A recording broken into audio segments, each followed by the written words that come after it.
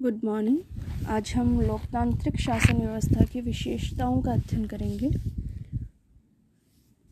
लोकतांत्रिक शासन व्यवस्था समानता और स्वतंत्रता जैसे सिद्धांतों पर आधारित होती है, जिसमें सर्वसाधारण के द्वारा अर्थात आम जनता के द्वारा एक निश्चित समय के लिए अपने प्रतिनिधियों का निर्वाचन किया जाता है, शासक वर्ग का चयन किया जाता है।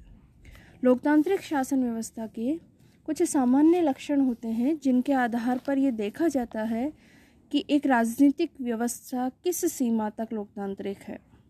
उन लक्षणों के आधार पर आकलन किया जाता है कि कोई भी राजनीतिक व्यवस्था किस सीमा तक लोकतांत्रिक है अथवा लोकतांत्रिक है या नहीं है। इन लक्षणों में सबसे पहला जो लक्षण है वो है लोक प्रभुता में विश्वास। लोक प्रभुता से तात्पर्य होता है कि सत्ता लोगों से ही उत्पन्न होती है और शासन सत्ता अंतिम रूप से समस्त जनता में निवास करती है। इसे कहते हैं लोक प्रभुता, अर्थात प्रभु सत्ता अंतिम रूप से, संप्रभुता या प्रभु सत्ता जैसे कि शासन की सर्वोच्च शक्ति कहा जाता है, वो अंतिम रूप से जनता में निहित होती है। उसका वास अंतिम रूप से जनता में निहित होता है और जनता से ही वह उत्पन्न होती है। तो लोक प्रभुता की जो ये धारणा है, लोक संप्रभुता की जो ये धारणा है, ये लोकतंत्र का मूल विश्वास है, लोकतंत्र का मूल आधार है। इसके अलावा लोकप्रिय और नियतकालीन चुनाव। लोकप्रिय और नियतकालीन चुनाव से तात्पर्य है कि जनता के द्वारा एक निश्चित समय के लिए अपने प्रतिनिधियों का चुनाव किया जाता है, अपने प्रतिनिधियों का निर्वाचन किया जाता है। भारत में हम देखें तो 5 वर्ष के लिए जनता अपने प्रतिनिधियों का निर्वाचन करती है, राज्य स्तर पर भी और केंद्रीय स्तर पर भी।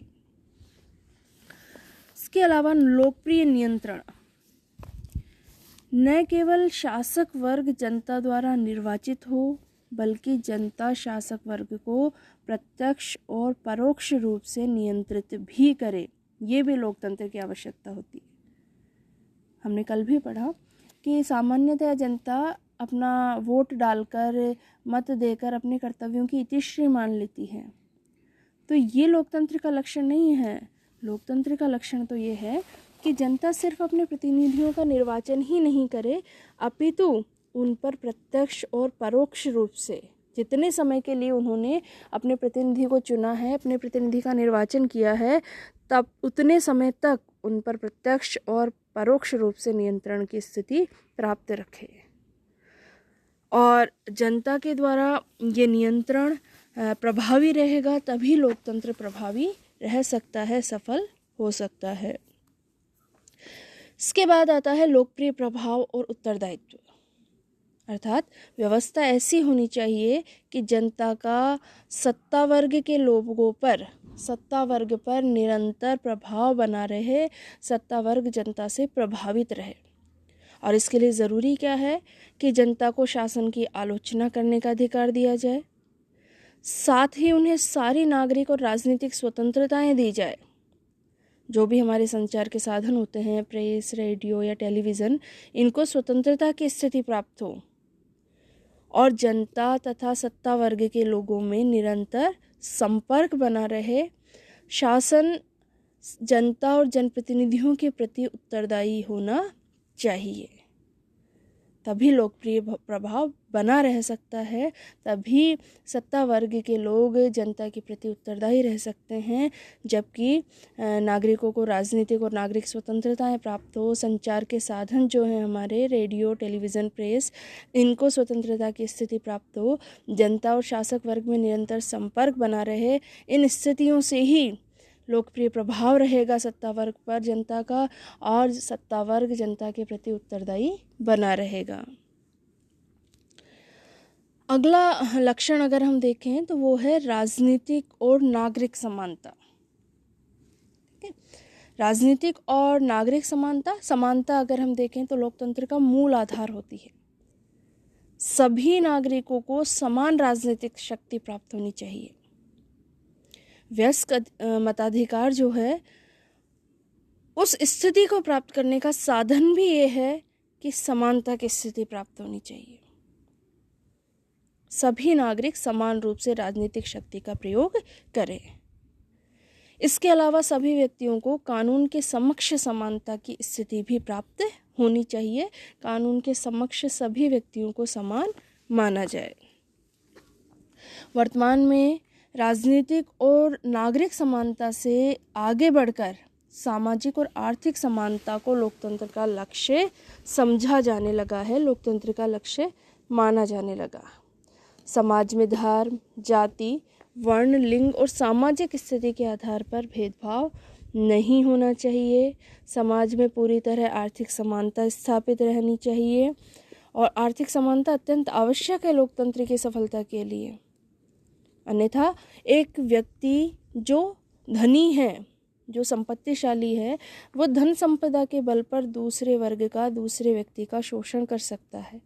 इसलिए आर्थिक समानता बहुत ज़रूरी है और इसी से सभी व्यक्तियों का विकास होगा और सभी व्यक्तियों को विकास के लगभग समान अवसर प्राप्त होंगे।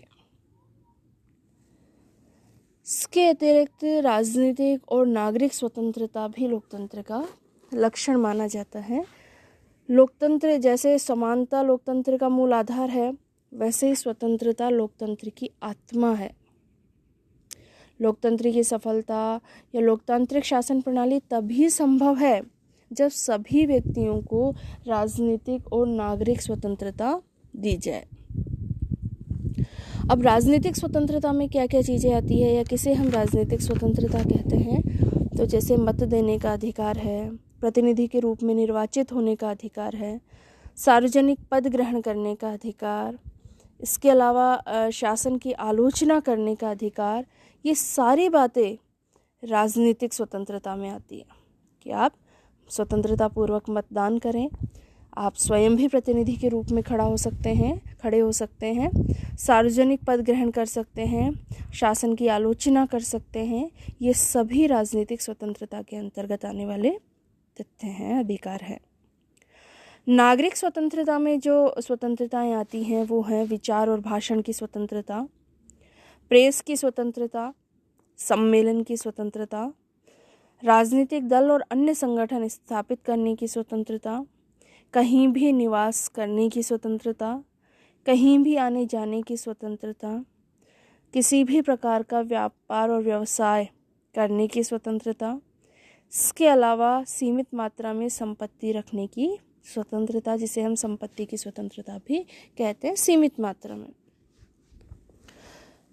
तो ये सब तथ्य, ये सब अधिकार आते हैं नागरिक स्वतंत्रता के अंतर्गत।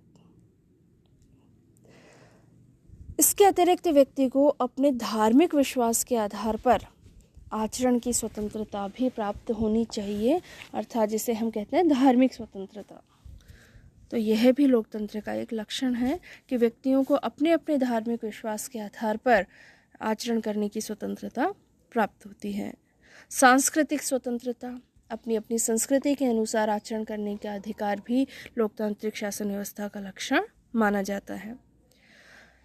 जनता को शासन का संयमित विरोध करने की स्वतंत्रता भी होनी चाहिए। संयमित मतलब मर्यादा में रहते हुए वैधानिक तरीके से शासन का विरोध करना, शासन की आलोचना करने का अधिकार भी जनता को, यह स्वतंत्रता भी जनता को प्राप्त होनी चाहिए। यह भी लोकतंत्र का एक लक्षण है।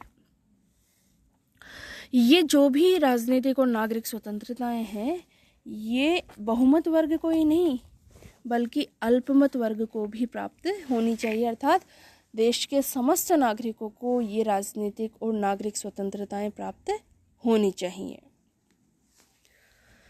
इसके ये राजनीतिक और नागरिक स्वतंत्रताएं, राजनीतिक और नागरिक समानता, ये लोकतंत्र के आधार और लोकतंत्र की आत्मा है, जिनके बिना लोकतंत्र को सफल नहीं माना जा सकता। तो लोकतंत्र की सफलता के लिए इनका होना आवश्यक है। ये लोकतंत्र के मूल लक्षणों में गिनी जाती हैं, मूल लक्षण माने जाते हैं ये नागरिक और राजनीतिक स्वतंत्रताएं, राजनीतिक और नागरिक समानता। इसके अतिरिक्त व्यक्ति के व्यक्तित्व का सम्मान और गौरव की रक्षा करना भी लोकतंत्र का एक लक्षण है। लोकतंत्र सदैव मानव के व्यक्तित्व को सम्मान देता है। लोकतंत्र सदैव मानव के गौरव की रक्षा करने में विश्वास रखता है और स्वतंत्रता, समान तथा भ्रातृत्व की स्थिति को प्राप्त करने का एक साधन है लोकतंत्र। अर्थात लोकतंत्र में ही व्यक्ति समानता को प्राप्त कर सकता है, स्वतंत्रता को प्राप्त कर सकता है, भ्रातृत्व को प्राप्त कर सकता है। तो ये लोकतांत्रिक शासन व्यवस्था ही एक ऐसा साधन है जिनमें व्यक्ति अपने व्यक्तित्व के सम्मान को, अपनी गौरव की रक्षा की स्थिति को प्राप्त कर सकता है। व्यक्ति का सर्वांगीण विकास करना, सर्वांगीण विकास मतलब पूरी तरह विकास, व्यक्ति के जीवन के प्रत्येक पहलू का विकास करना लोकतंत्र का सर्वोच्च लक्ष्य माना जाता है। ये भी लोकतंत्र का एक महत्वपूर्ण लक्षण है, लोकतंत्र की एक महत्वपूर्ण विशेषता है कि इसमें व्यक्ति के व्यक्तित्व का सम्मान किया जाता है, उसके गौरव की रक्षा की जाती है। धन्यवाद।